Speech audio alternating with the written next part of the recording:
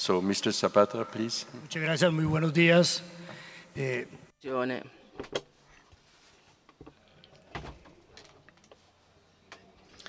fact is that for some time now we have been taking place in fora of this kind, and we are always faced with the fact that we are living at a time of great technological change. And this is leading many people to realize that copyright law must change. It must, in a certain sense, approach the requirements of these new technologies. The theoreticians, however, of copyright have always told us that copyright law has always lived in good harmony with all the technological developments that there have been in time. And 300 years have gone by in the meantime. Yet everybody wants a change, and this is a great paradox.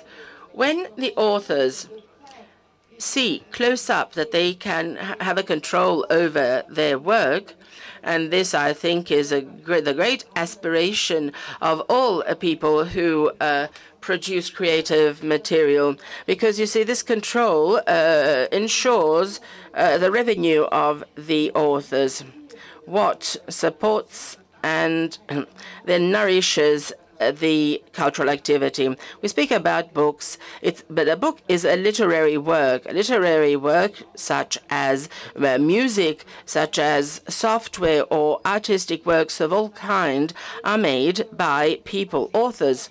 And these authors wish to live of their creation.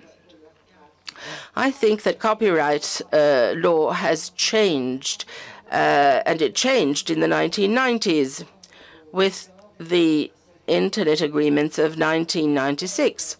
And it has changed in order to make space for the fact that digital storage in an electronic device is due to, it refers to a copyright law. Copyright law must be open to all of these possibilities. Moral prerogatives, no matter how we want to define them, will lead to this kind of situation in a digital environment when you have access to a work of art. From the point of view of copyright law, change must also involve the commercial aspect, including the contract forms and so on. Today we are speaking a lot about copyright, but I wonder where the author is. Sometimes we believe that there are more authors than there are copyrights because the contracts regard the initial relations with the author, but they have been devoided of their content. And this has led to a situation where the authors or the regulation of copyright will lose support and solidarity. Obtaining protection rule for copyright is much harder today than it was 20 years ago.